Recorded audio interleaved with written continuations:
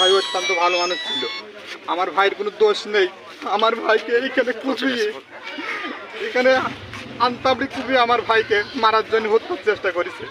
এই আসামি শাকিলকে আমি ফাঁসি চাই। আপনাদের কাছে আমার আকুল আবেদন এবং উপর মহলের আমার আকুল আবেদন, সকলের প্রতি আমার আকুল আবেদন, ওর যেন সর্বোচ্চ শাস্তিটা হয়। আমি ওর ফাঁসি চাই। আপনাদের কাছে আমার একটাই অনুরোধ, যেন সঠিক বিচারটা এই এলাকার মানুষ পায়। সবাই ক্ষিপ্ত ওই মানুষটার জন্য। ও একটা সন্ত্রাসী, ও একটা খুনি, ওকে দেখলে মানুষ আতঙ্ক হয়। আমি পুলিশ প্রশাসন এবং সকলের প্রতি, বিচার মহলে যারা আছে সকলের প্রতি আমার অনুরোধ, আমি যেন সঠিক বিচারটা পাই। এই বলে আমার বক্তব্য আমি শেষ করছি। আমরা ওই দিন শুক্রবার ছিল, আমাদের গ্রামে একটা বিচার ছিল।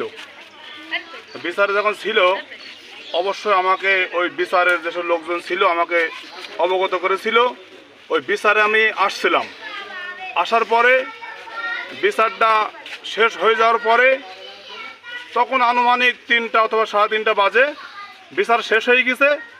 বিচার যখন শেষ হয়ে গেছে, ওই লোকগুলা এই চার দোকানে, কিছু এই চার দোকানে, এইভাবে প্রত্যেকটা মানুষ বসা আছে। তারা অবশ্যই কেউ বাড়ি যাননি।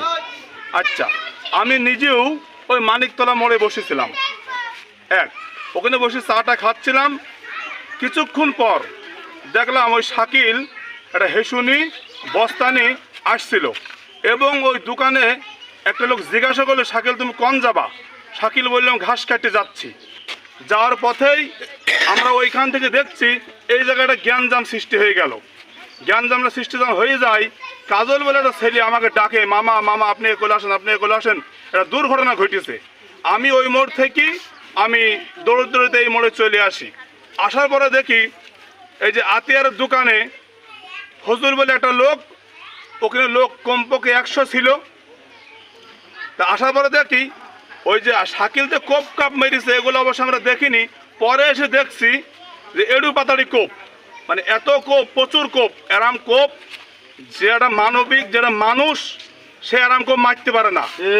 শুক্রবার ছিল, আমরা নামাজের পরে এখানে একটা মজলিস ছিল, মজলিসে শেষ করি চার দোকানে বসেছিলাম। তারপরে আমার ভাইও ছিল, আমি নিজেও ছিলাম। ওখানে থাকার পরে হঠাৎ করে ওই শাকিল এসে সোজা ঢুকি ওনার ঘাড়ে হাত দিয়েই কোপ চালাতে শুরু করে। 5 সেকেন্ডের ভিতরে কত কোপ যে মেরেছে সে নিজেই জানে। তারপরে মারার পরে আমরা ওই ভাইকে নিয়ে হসপিটালে রওনা দিছি এবং আমার ভাইয়ের কোনো দোষ নেই, সে নিজের জবানবন্দি দিছে। দাদার কোনো দোষ নেই, দাদা নির্দোষ। ওনাকে দেখলেই আমার মনে হয় আমার মাথার রক্ত টকবক করে ফোটে, এই জন্যে আমি ওনাকে খুন করে দিচ্ছি। আমার মনে হয়, শাকিল বলেছে, আমার মনে হয় উনি আমার ভবিষ্যতে বিশাল একটা ক্ষতি করবে, সেই জন্যে আমি তাকে খুন করে দিচ্ছি। আমার মাথায় আরও 3 জন আছে, তাদেরকেও আমি খুন করব।